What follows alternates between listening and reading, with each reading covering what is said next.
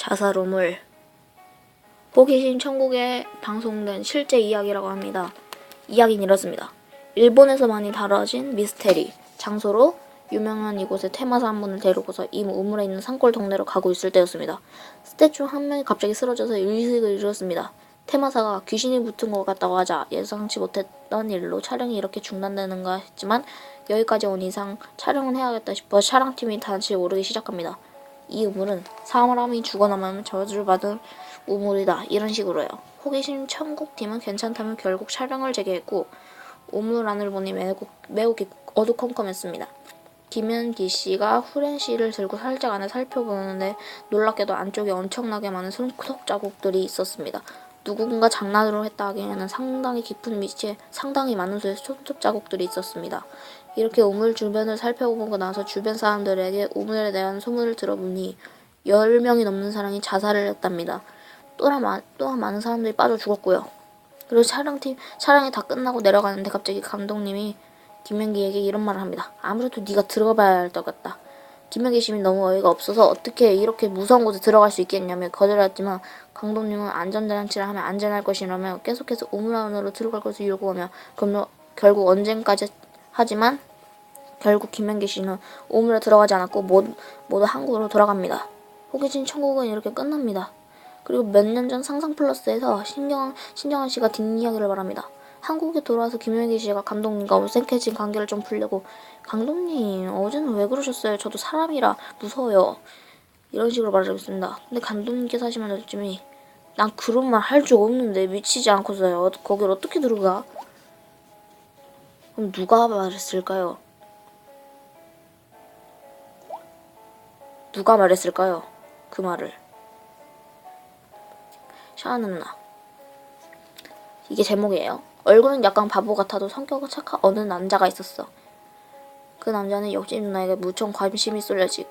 뿅 하고 저녁만 되면 샤워 소리에 벽에 귀를 기울이지만 헐. 아침이 되면 문을 살짝 열어서 어디 가나 훔쳐보기도 해. 그때 마침 그 여자 남자를 딱 보자 남자는 얼른 문을 열어 안녕하세요 하고 인사를 하지. 그 여자는 째려보고 그냥 갔어. 그냥 저녁. 남자는 창문을 통해서 여자 집으로 들어갔어. 깜짝에 변태질을 했지. 여자 침대 위에 올라가서 비계 냄새를 맡았지. 왜? 그리고 여자 발소리에 얼른 침대 밑으로 들어갔어. 여자의 어느 말을 우연히 듣고 말았어. 항상 있었으면서 왜 갑자기 오늘 가니까 없는 거야? 왜? 그 여자는 식칼을 들고 있었어. 그 남자를 죽이기 위해. 여자는 남자 때문에 신경 쓰여서 짜증이 났던 짬이었지. 그때 행운이 따라주지 않는 것처럼 남자 손에 진동을 울리고 말았어. 윙. 그때 여자가 침대 밑을 보면서 여기 있네? 하면서 죽였지. 다음날 여자는 문을 잠가면서 미친 듯이 희죽희죽 웃고는 갔어. 여러분, 외모만 보고 판단하지 마십시오. 꿈속의 동생. 내가 어렸을 적에 남동생이 죽었다. 이유는 기억나지 않지만 무척 슬펐다. 그래서인지 동생이 내 꿈에 종종 나온다. 동생이 날 슬픈 눈으로 바라보기만 하였다. 몇 년 후 대학생이 된 여느 때처럼 동생 꿈을 꿨다. 어렸을 때의 기억인 것 같다. 동생이 어렸을 적 내가 아끼던 장난감을 만지고 있다. 만지지 마! 하고 말했지만 동생은 가볍게 무시한다. 울컥한 나머지 동생을 밀었다. 동생을 넘어졌지만 여전히 장난감을 만지고 있다. 화가 끝까지 난 나머지 동생의 문을 심하게 졸랐다. 만지지 말라고 했잖아. 그래서 동생이 괴로운 표정으로 말했다. 그때랑 똑같네?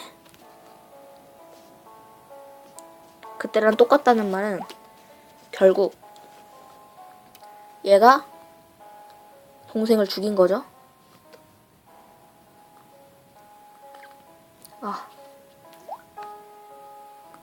무서워.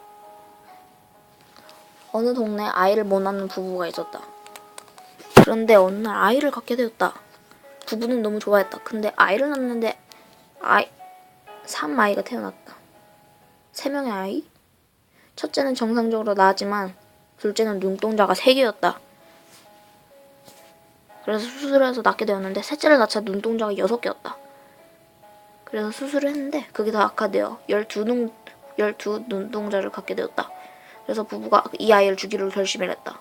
부부는 아파트에서 아이를 떨어뜨렸다. 그 후 하루하루 아무렇지도 않게 지나갔다.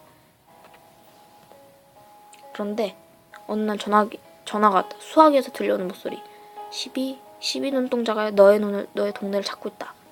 부부는 장난 전화인 줄 알고 끊었다.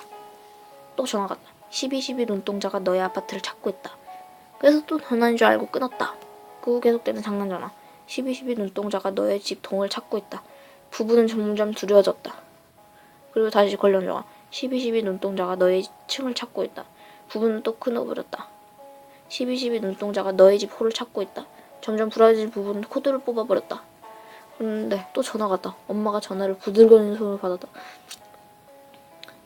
12 눈동자가 너의 집을 열고 있다. 그러더니 문을 바라봤는데 철컥한 소리가 나는 것이었다.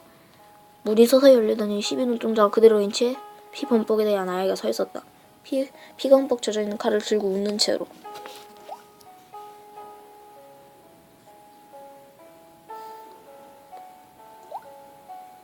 아, 무서워. 손을 못 만지게 하는 친구. 같이 알바하는 친구 중에 정말 마음이 잘 통하고 귀엽게 생긴 데다 애교도 많아서 귀여워해주고 있는 동생. 남자인. 나도 남자. 동생이 있는데 이 동생이랑 친해지고 난 뒤에 술자리를 자주 가졌어요. 저는 남자든 여자든 일단 친해지고 그러면 스킨십을 자주 하는 스타일인데 그 동생은 다른 곳은 다 허락해도 손만큼은 절대 못 만지게 하더라고요.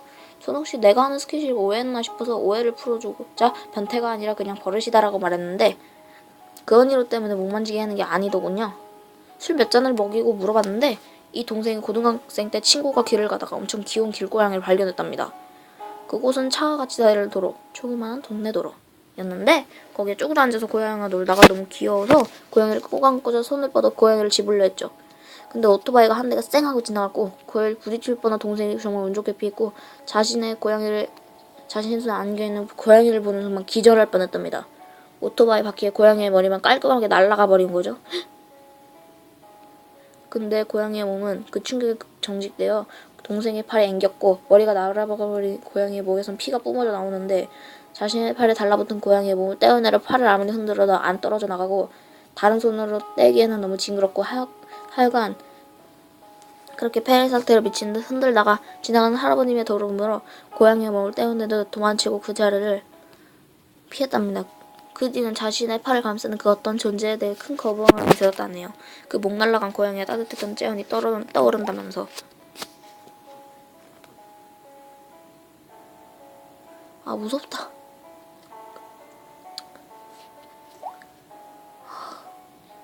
수험생. 수험생이 밤마다 점심없이 공부를 하고